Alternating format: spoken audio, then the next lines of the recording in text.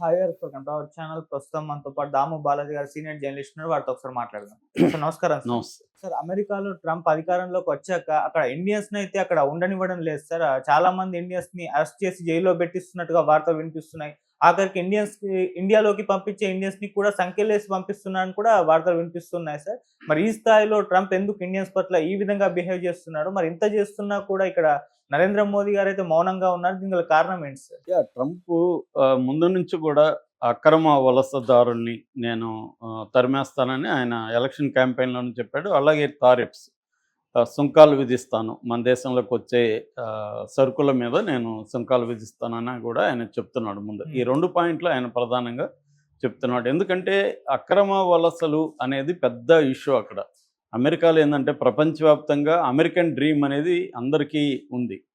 బయటికి ఎన్ని కథలు మాట్లాడినా ఫైనల్‌గా ఒక గర్వంగా చెప్పుకునేది మా వోడు అమెరికాలో ఉన్నాడు, మా కూతురు అమెరికాలో ఉంది, కొడుకు ఏదో మా వోళ్ళు అమెరికాలో ఉన్నారంటే ఇక్కడున్నోళ్ళు కూడా గర్వంగా చెప్పుకునే పరిస్థితి. దానివల్ల వీళ్ళకేం ఒరగకపోయినా.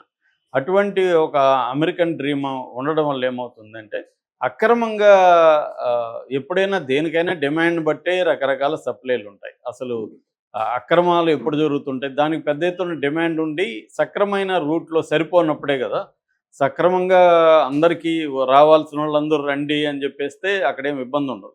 కానీ అటువంటి పరిస్థితి లేదు అక్కడ అమెరికాలో. అందరూ వెళ్ళిపోతే మన అమెరికన్స్ మైనార్టీలోకి వెళ్ళిపోతారు. ఆల్రెడీ ఇదే విధంగా కొనసాగితే అమెరికన్స్ మైనార్టీలోకి వెళ్ళిపోయే పరిస్థితి ఉంది. సో దానివల్ల వాళ్ళు ఏం చేస్తారు, ట్రంప్ ఆ కన్సర్న్ని ఆయన అడ్రస్ చేశాడు. అందుకే గెలవగలిగాడు రెండోసారి కూడా. ప్రజల్లో ఈ కన్సర్న్ ఉంది. అక్రమ వలసలు వచ్చి వీళ్ళు మొత్తం మన దేశాన్ని ఆక్యుపై చేసేస్తున్నారు, మన వాళ్ళకి ఉద్యోగాలు లేవు అన్న ఒక ధోరణి అక్కడ బలంగా పెరిగింది. సో ఇప్పుడు లెక్కలు తీశారు. ఇప్పుడు లెక్కల ప్రకారం 1,13,00,000 మంది అక్రమ వలసదారులు ఉన్నారని చెప్తున్నారు. ప్రధానంగా లాటిన్ అమెరికన్ దేశాల నుంచి అక్రమ వలసలు ఎక్కువ ఉంటాయి. ఎందుకంటే లాటిన్ అమెరికన్ దేశాన్ని సౌత్ అమెరికా అంటారు, అమెరికన్ నార్త్ అమెరికా అంటారు. పక్కనే దగ్గరలో ఉంటాయి అన్నమాట అవి. చాలా వరకు మెక్సికో బార్డర్, ఇవన్నీ బార్డర్లో కూడా ఉంటాయి. సో వాటిలో నుంచి ఎక్కువ మంది వచ్చారు. మొత్తంగా ఇండియన్స్ కూడా దాంట్లో బలంగా ఉన్నారు. నేను చాలాసార్లు మన ఛానల్లో కూడా చెప్పాను. రష్యా, చైనా నెంబర్ 1గా ఉండేది వలసల్లో. దాన్ని కూడా క్రాస్ చేసేసింది ఇండియా. ఇండియాలో లాస్ట్ ఇయర్ కూడా అక్రమ వలసలు దాదాపు 96,000 మంది, అంటే అరౌండ్ 1,00,000 పీపుల్, అంటే రాను ఎవ్రీ ఇయర్ పెరుగుతున్నారు అన్నమాట. సో అలాగే ఇప్పటి వరకు అమెరికా ప్రకటిస్తున్న దాని ప్రకారం 7,25,000 మంది అక్రమంగా వెళ్ళిన వాళ్ళు. వీళ్ళు సక్రమంగా వెళ్ళిన వాళ్ళు 54,00,000 మంది అంతమంది ఉన్నారు. అక్రమంగా వెళ్ళిన వాళ్ళు 7,25,000 మంది. అక్రమం అంటే ఏంటి? ఏదో ఒక వీసా తీసుకెళ్ళిపోవడం, అక్కడే వీసా గడువు ముగిసిన తర్వాత అక్కడే ఉండిపోవడం, వీసాలు కూడా లేకుండా రకరకాల బార్డర్ల ద్వారా డాంకీ రూట్ అంటారు. మన డాంకీ సినిమా కూడా వచ్చింది. ఆ డాంకీ రూట్ ద్వారా వెళ్ళిపోవడం ఇలాగా జరుగుతుందన్నమాట. ఇందులో ఇప్పుడు వరకు 20,407 మందిని ఇమ్మీడియట్గా పంపించడానికి ఒక ఐడెంటిఫై చేశారు ఇండియన్స్ని. అందులో 17,940 మందిని వెనక్కి పంపిస్తారు. మిగతా 2,467 మంది ఆల్రెడీ జైళ్ళల్లో ఉన్నారు, మన వాళ్ళే. అంటే వీళ్ళు అక్కడ పట్టుబడిపోయి బార్డర్లలో పట్టుబడడం, ఇలాగ పట్టుబడినప్పుడు ఎన్ఫోర్స్మెంట్ అండ్ రిమూవ్డ్ ఆపరేషన్ అనమాట. వీళ్ళు దీని మీద వీళ్ళని నిర్బంధించారు. ఈ ఎన్ఫోర్స్మెంట్ డిపార్ట్మెంటు 2,467 మంది నిర్బంధించారు. 17,940 మంది వెనక్కి పంపించాలి. ఇప్పుడు ఏం చేస్తుందంటే అమెరికా చాలామందిని తమ సైనిక విమానాల్లో పంపిస్తుంది. అది కూడా వాళ్ళకి సంకెళ్ళు వేసి, బేడీలు వేసి పంపిస్తుంది. ఇది ఇప్పుడు ప్రపంచవ్యాప్తంగా వ్యతిరేకత వచ్చింది. Already Colombian president Gustavo Pedro, నేను మీ సైనిక విమానాలు వస్తే నేను అలో చేయను మా దేశంలోకి, మీరు ఎవరెవరు ఉన్నారో చెప్పండి, మా ఎంబసీ వాళ్ళు ఫైనలైజ్ చేసినాక నేనే తీసుకొచ్చుకుంటా గౌరవంగా వాళ్ళని అని ఆయన ప్రకటించాడు. అట్లాగే మిగతా వాళ్ళు కూడా ఇట్లా మీరు ఇలా చేయడం కరెక్ట్ కాదని వ్యతిరేకించారు, మెక్సికో కానీ వీళ్ళందరూ కూడా. కాకపోతే ఓవరాల్గా ట్రంప్ని వ్యతిరేకించే పరిస్థితుల్లో, గట్టిగా ఎదిరించే పరిస్థితుల్లో ఏ దేశం కూడా ఇవాళ లేదు. కెనడా మెక్సికో మీద 25% సుంకాలు విధించినప్పుడు కూడా వాళ్ళు ఫస్ట్ ఏదో బెంకంగా మాట్లాడారు, కానీ తర్వాత దిగొచ్చారు, ట్రంప్ డిమాండ్స్ను ఒప్పుకున్నారు. బార్డర్లో వలసలు రానికుండా చూసుకోవడానికి వేల డాలర్లు ఖర్చు పెట్టి గస్తీ పెంచారు. దాంతో ట్రంప్ కూడా వాళ్ళకి 1 మంత్ పాజ్ పెట్టాడు. మీరు కరెక్ట్గా నేను చెప్పినవన్నీ చేస్తే నేను మీ మీద ఆంక్షలు ఎత్తేస్తానని చెప్పాడు. సో అలాగే చైనా కూడా ఒక పక్క చర్చలు జరుపుతుంది. అంటే ఎప్పుడైనా కూడా వివిధ ప్రపంచంలో ఏది బలమైన దేశం ఆ దేశంతో గొడవ పడడానికి మిగతా దేశాలు రెడీగా ఉండవు. కొంత ఇచ్చిపుచ్చుకునే ధోరణులు ఉంటాయి. కొన్ని ఇతర దేశాలతో స్నేహాలు పెంచుకునే పద్ధతులు ఉంటుంది. ఇండియా కూడా అదే చేస్తుంది. అందుకనే ఇండియా అక్రమంగా వాళ్ళని మేము పంపిస్తా ఉన్నప్పుడు ఇండియా ఒప్పుకునింది. మన ఎంబసీ అక్కడ అధికారులతో ఎన్ఫోర్స్మెంట్ అధికారులతో మాట్లాడారు. మన ఇప్పుడు ఒక బ్యాచ్ని పంపిస్తామంటే ఆ బ్యాచ్ ఎవరెవరు, వాళ్ళ డీటెయిల్స్ ఏంటి, వీళ్ళు ఇండియన్సేనా లేకపోతే ఇండియా గుండా పాకిస్తాన్ వాళ్ళు బంగ్లాదేశ్ వాళ్ళు వెళ్ళారా, ఇవన్నీ చెక్ చేసుకున్న తర్వాత ఒక సైనిక విమానం ద్వారా C-7 అంటారు, ఈ మిలిటరీ జెట్ అంటారు. ఈ మిలిటరీ జెట్టు హిడాల్గో టెక్సాస్ నుంచి బయలుదేరి నిన్న మన అమృత్సర్లోని శ్రీ గురు రామ్దాస్ ఇంటర్నేషనల్ ఎయిర్పోర్ట్లో దిగింది. మొదట ఇందులో 205 మంది ఉన్నారన్నారు. కానీ ఇప్పుడు వరకు అఫీషియల్గా ప్రకటించలేదు. కానీ ఇంగ్లీషు మీడియా అంతా కూడా 104 ఉన్నారు దీంట్లో అని చెప్తున్నారు. ఇందులో హర్యానాకు సంబంధించిన వాళ్ళు 33 మంది, గుజరాత్కి సంబంధించిన వాళ్ళు 33 మంది, పంజాబ్ 30 మంది, మహారాష్ట్ర 3, చండీగఢ్ 3 ఉన్నట్టుగా మనకి ఛానల్స్ చెప్తున్నాయి.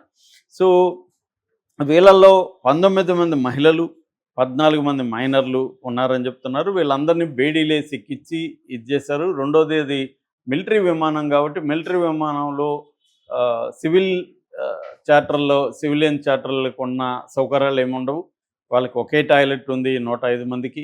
అందువల్ల బాగా ఇబ్బందులు పడ్డారని చెప్తున్నారు. పైగా అది డైరెక్ట్గా రాకుండా జర్మన్ లాగి అక్కడ ఫ్యూయల్ నింపుకొని మళ్ళీ రావడంతో బాగా లేట్ అయింది.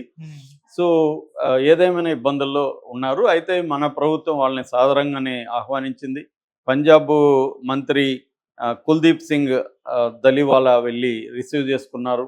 వాళ్ళకి రాగానే ఒక 2 డాక్టర్లను పెట్టారు. ఏమైనా హెల్త్ ఇష్యూస్ ఉంటే ఇమీడియట్గా అటెండ్ చేశారు. ఆ తర్వాత వాళ్ళతో మాట్లాడారు అక్కడున్న పోలీస్ అధికారులు. వీళ్ళు ఎలా వెళ్ళారు అక్రమంగా, వీళ్ళని ఎవరు పంపించారు, వీళ్ళ మీద ఏమన్నా ఇక్కడే ఇండియాలో కేసులు ఉన్నాయా, క్రిమినల్ యాక్టివిటీలో ఉన్నారా, ఇవన్నీ చెక్ చేసుకున్న తర్వాత వాళ్ళకి మినీ బస్సులు పెట్టి ఎవరిని కూడా మేము అరెస్టులు చేయము, ఒకవేళ క్రిమినల్ కేసులు ఉన్నా కూడా దానికి సంబంధించి లోకల్ పోలీస్ స్టేషన్కి ఇన్ఫామ్ చేసి వీళ్ళ ముందైతే ఇళ్ళకి పంపిస్తాము. అట్లాగే వీళ్ళల్లో ఎవరైనా ఎలిజిబిలిటీలు అవన్నీ బాగుంటే మేము ఎంప్లాయ్మెంట్ కూడా ప్రొవైడ్ చేస్తామని ఇండియన్ గవర్నమెంట్ అంటుంది. జయశంకర్ కూడా ఇల్లీగల్ ఇమిగ్రెంట్స్ని ఎవరు పంపించినా మేము, అమెరికానే కాదు ఎవరు పంపించినా మేము రిసీవ్ చేసుకుంటాం అనేది ప్రకటించాడు. యాక్చువల్గా ఇది కొత్త విషయం కాదు. లాస్ట్ ఇయర్ 2024లో కూడా 1000 మందికి పైన ఇల్లీగల్ ఇమిగ్రెంట్స్ అమెరికా నుంచి వచ్చారు. కాకపోతే అప్పుడు ఏంటంటే ఎంత హంగామలే. మనోడు ఏంటంటే ట్రంప్ ఏది చేసినా హడావిడి చేసి దాన్ని ఒక పెద్ద పబ్లిసిటీ చేసి గందరగోళం చేస్తారు. మామూలుగా సైలెంట్గా పంపించేవాళ్ళు సివిలియన్ చార్టర్లలో వచ్చాయి, మనోళ్ళు రిసీవ్ చేసుకున్నారు. 1000 మంది వచ్చారు. చాలా మందికి తెలియదు. ట్రంప్ ఒకటి ఇప్పుడే ఫస్ట్ అనుకుంటున్నాడు. ఇదంతా ఎప్పటి నుంచో జరిగే తతంగమే. కానీ ఈ ట్రంప్ ఏంటంటే దీన్ని ఒక పెద్ద మిలిటరీ చేయడం, వీళ్ళకి ఇవన్నీ చేయడంతో విమర్శలు వచ్చాయి. ఇక్కడ ఏంటంటే ట్రంప్ అసలు ఎందుకు చేస్తున్నాడు, ఎందుకంటే ఒక చార్టర్డ్ విమానానికంటే దీంట్లో పంపించడం వల్ల వాళ్ళ దేశానికి ఖర్చు ఎక్కువ అవుతుంది. ఇప్పుడు దీంట్లో ఒక ప్యాసింజర్కి $5,000 దాదాపు ఖర్చు అని చెప్తున్నారు. సో అంత ఖర్చు పెట్టి $5,000 అంటే బిజినెస్ క్లాస్లోనే వెళ్ళొచ్చు అని చెప్తున్నారు. సో అంత ఖర్చు పెట్టి ఎందుకు చేస్తున్నాడు అంటే దీన్నే ఆప్టిక్స్ అంటారు రాజకీయాల్లో. Optics important. అంటే సింబాలిక్గా నేను మిమ్మల్ని ఈ వలసదారుల్ని ఎలా చూస్తున్నాను. మామూలుగా అయితే వలసదారులు 2 రకాలు ఉంటారు. సక్రమ వలసలు, అక్రమ వలసలు. అక్రమ వలసల్లో మళ్ళీ 2 రకాలు ఉంటారు. Criminal illegal immigrants, non criminal illegal immigrants. కానీ అమెరికాలో ఉండే ఇల్లీగల్ ఇమిగ్రెంట్స్ అందరినీ క్రిమినల్స్ అంటున్నాడు ఎవరు, ట్రంప్. వాళ్ళ దేశంలో చట్టం కూడా ఒప్పుకోదు. ఇల్లీగల్ ఇమిగ్రెంట్స్ అనేది సివిల్ క్రైమ్ కానీ క్రిమినల్ క్రైమ్ కాదు. అందులో ఎవడైనా దొంగతనం చేసో కొట్టో చంపి ఉంటే వాడు క్రిమినల్ అవుతాడు తప్ప ఇల్లీగల్గా వెళ్ళిన వాళ్ళందరూ క్రిమినల్స్ కారు. కానీ అలా చేస్తున్నాడు. వాళ్ళని ఏలియన్స్ అంటున్నాడు. అతని లాంగ్వేజ్ కానీ అతని ప్రొజెక్షన్ కానీ ఒక డిఫరెంట్గా ఉంటుంది. తను ఒక విషయాన్ని బ్యాడ్గా చెప్పదలుచుకుంటే దానికి సంబంధించిన లాంగ్వేజ్, దానికి సంబంధించిన ప్రొజెక్షను ట్రంప్ చేస్తుంటాడు. అది లీగల్గా నిలబడుతున్నా లేదో అతనికి సంబంధం లేదు. అలాగా చేస్తున్నాడు అనమాట. దీన్ని మోడీ ఎందుకు సహిస్తున్నాడు? వాళ్ళని సైనిక విమానాల్లో పంపితే ఇవన్నీ విమర్శలు మోడీ మీద పెద్ద ఎత్తున సోషల్ మీడియాలో వస్తుంది.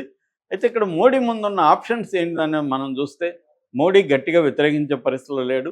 మన దేశానికి పంపిస్తున్నప్పుడు తీసుకోవాలి. మేబీ ఈ మంత్లో మోడీ ట్రంప్తో కలిసినప్పుడు ఇవన్నీ చర్చించవచ్చు. నాకు తెలిసి ఏంటంటే మోడీ కూడా నెగోషియేట్ చేసి నెక్స్ట్ టైం వాళ్ళు కూడా నెక్స్ట్ టైం నుంచి సైనిక విమానాల్లో పంపరు, ఎందుకంటే కాస్ట్ ఎక్కువ కదా. కాబట్టి ఇద్దరు కలిసి ఒక ఒప్పందానికి వచ్చి వీళ్ళని ఎలా తీసుకురావాలి అని చెప్పి ఒక ప్లాన్ చేసుకొని ముందుకెళ్తారు. అప్పుడు ఈ సంఖ్యలు ఇవన్నీ కూడా ఉండకపోవచ్చు. ఇప్పుడైతే ఖచ్చితంగా మోడీ బహిరంగంగా అమెరికాను వ్యతిరేకించడం అనేది ఇవాళ ఉన్న పరిస్థితుల్లో, అంటే మనకిప్పుడు 100 రకాల ప్రయోజనాలు ఉన్నప్పుడు దేనికి ప్రయారిటీ ఇవ్వాలనేది చూసుకోవాలి. వేడి లేసిన దానికి మనం గోల్ చేస్తే రేపు మనకి లీగల్ ఇమ్మిగ్రెంట్స్ ప్రాబ్లం పెరుగుతుంది. తర్వాత ట్రేడ్ మన ఎక్స్పోర్ట్లలో 18% అమెరికాకి మనం ఎక్స్పోర్ట్ చేస్తాం, వీటిలో ఇబ్బందులు రావచ్చు. అట్లాగే టారిఫ్స్ మన ఇండియా నుంచి ఎక్స్పోర్ట్లు అక్కడికి వెళ్ళే వాటి మీద టారిఫ్స్ వేస్తే మనకి ఇబ్బంది రావచ్చు. ఇవన్నీ చూసుకొని దేనికి ఎంత